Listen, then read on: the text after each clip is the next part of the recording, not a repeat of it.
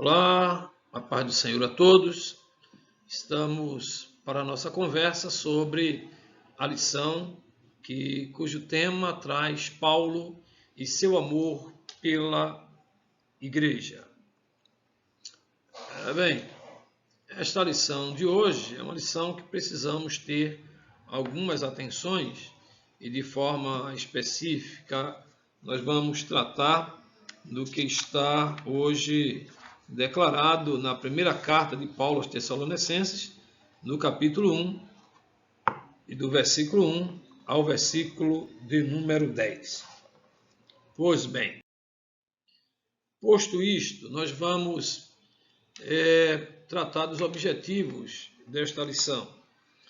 E um dos seus objetivos é destacar o amor de Paulo pela igreja. Observem bem que o texto está nos levando a destacar o amor de Paulo pela igreja. Segundo objetivo é fazer relacionar o amor com a fé na igreja. Observem bem, relacionar amor com a fé na igreja. São diria até duas manifestações do fruto do Espírito, que caminham de forma distinta, mas que se harmonizam com a intensidade do convívio e da prática. Então, um dos objetivos aqui é relacionar o amor com a fé na igreja. E, por fim, esta lição nos ajudará a elencar pelo menos três virtudes. E é importante observar que nestas três virtudes que Paulo traz aqui à igreja de Tessalônica, ela está dentro de um padrão de fé, amor e esperança. Então, um dos nossos objetivos nessa lição é tratar estas questões aí, que são, diria até, periférica, porque é algo que, a partir do momento que nos rendemos a Cristo e fazemos parte de uma comunidade cristã, certamente a fé, amor e esperança devem ser nossos companheiros diários, né? Até a nossa partida. Pois bem, posto isto, vamos prosseguir em falar sobre o amor de Paulo como o de um pai para com o filho. Isto é provado porque o amor do apóstolo Paulo não se deu apenas pela igreja de Tessalônica, mas por todas as igrejas que Paulo plantou no mundo gentílico. Paulo, um exímio plantador de igrejas, e se você observar neste mapa que está aparecendo agora, ele faz a sua primeira viagem missionária, e ele sai da Antioquia da Psídia, e ele passa por Lista, por Bergue, ele vai a Antioquia, ele retorna, passando em Salamina, Pafos, Chipre, ele passa por Icônio, ele vai a Derbe, e de repente ele retorna para iniciar a sua segunda viagem. E nas viagens que Paulo vai fazendo, ele vai implantando igrejas, as igrejas vão aparecendo, e Paulo vai criando este amor de um pai para com um filho.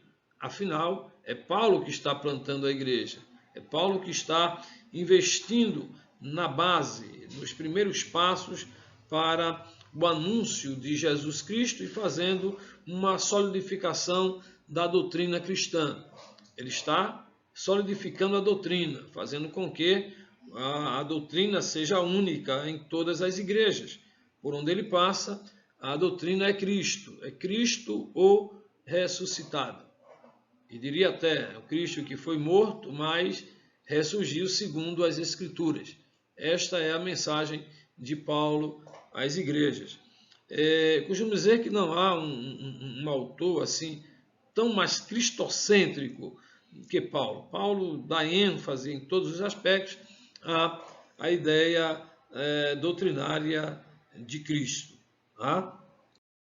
Pois bem, posto isso, nós vamos entender este amor de Paulo. Olha o que ele está dizendo. Sempre damos graças a Deus por vós todos, fazendo menção de vós em nossas orações, lembrando-nos sem cessar da obra da vossa fé, do trabalho, do amor e da paciência, da esperança em nosso Senhor Jesus Cristo, diante de Deus nosso Pai. Esse escrito ele faz quando escreve a primeira carta de Tessalonicenses, e se você observar o capítulo 1 e os versículos 1 e 2. Esta linguagem é uma linguagem da tradução Almeida, revista e corrigida. Tá?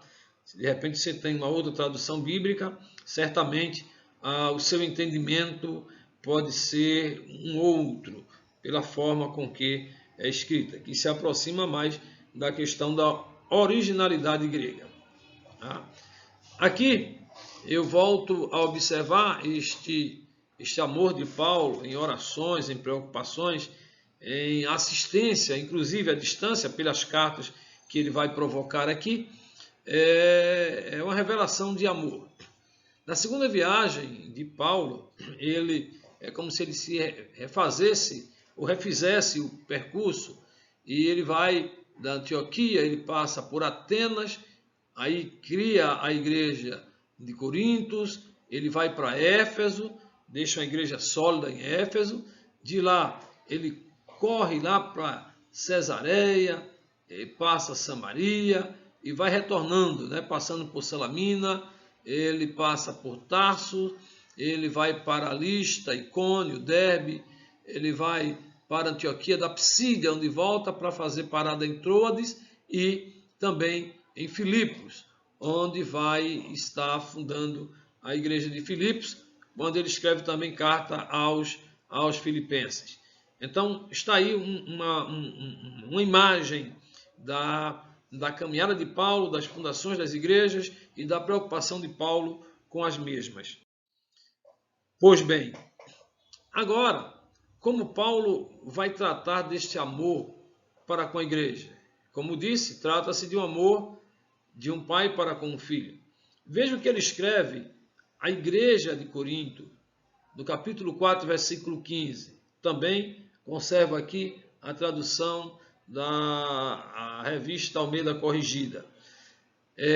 A expressão diz a seguinte: porque ainda que tivesse 10.000 aios, e preste atenção para essa palavra aios, em Cristo não tereis, contudo, muitos pais, porque eu, Paulo dizendo, pelo Evangelho, vos gerei em Cristo.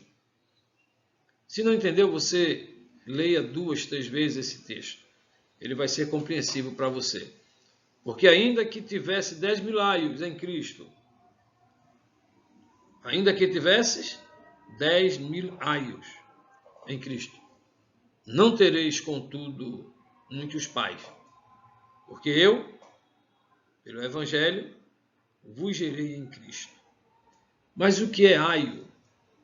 Esta é a pergunta que certamente todos nós faremos. Aio, na verdade, é um substantivo masculino e que se refere àquele cujas responsabilidades estão relacionadas com a educação doméstica de crianças, que fazem parte de um convívio de família, que fazem parte do crescimento da criança, da educação, do conhecimento, do aprender.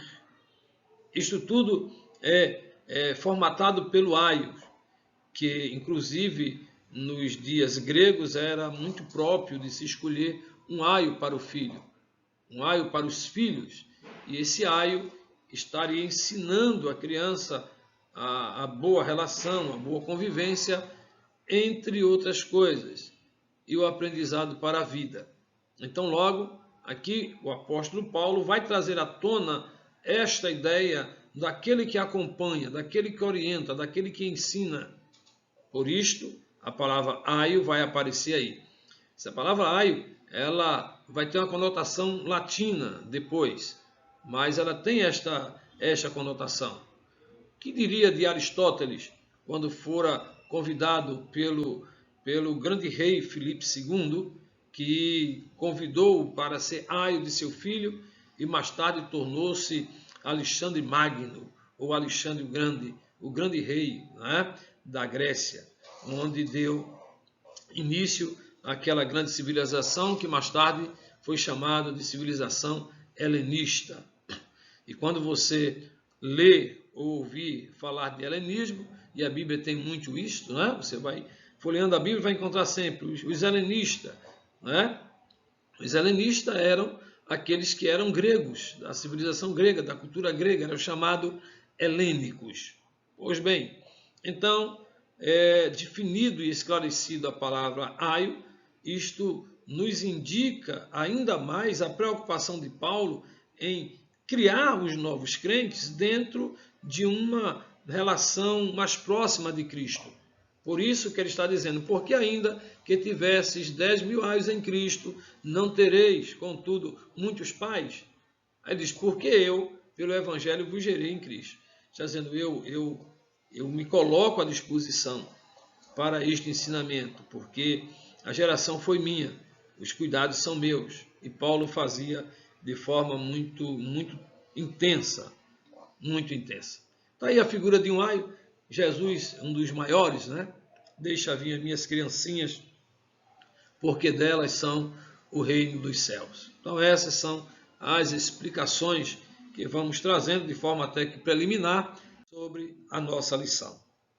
Pois bem, quando nós observamos este amor de Paulo, o amor de Paulo é motivado pelo modo de viver o Evangelho. Veja que o amor expressado por Paulo é um amor que traz para si uma responsabilidade pelo modo de vivência do Evangelho.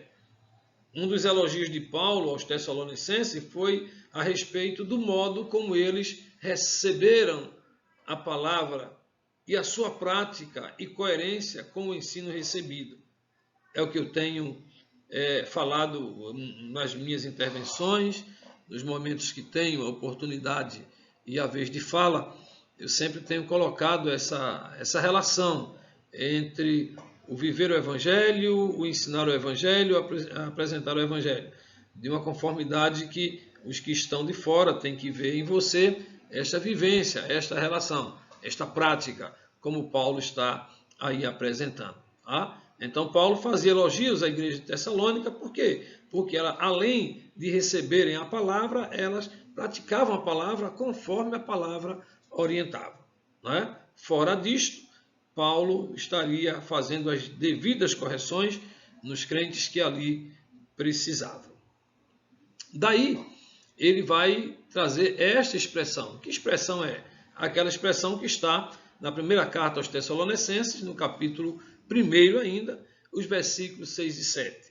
Na versão Almeida Corrigida, ele diz essa expressão. E vós, foste feitos nossos imitadores, e do Senhor, não só nosso, mas do Senhor, recebendo a palavra em muita tribulação, com gozo do Espírito Santo, de maneira que fostes exemplo para todos os fiéis na Macedônia e na Acaia. Então, Paulo está dando testemunho dos crentes que ali foram estabelecidos. Então, esta lição é uma lição que nos leva a pensar no modo de viver cristão, no modo de viver do Evangelho, e ela vai estar nos auxiliando no entendimento e no melhoramento da nossa fé e da nossa prática em Cristo. Portanto, meus irmãos, que Deus em Cristo vos abençoe, vos guarde e que possa estar guiando a nossa vida. Estude a lição está maravilhosa, trabalhe a lição, observe a lição, escute os vídeos, para que possamos estar na escola dominical munidos do conhecimento do Evangelho. Ok, meus irmãos? Até a próxima, se Deus assim quiser e nos permitir. Amém.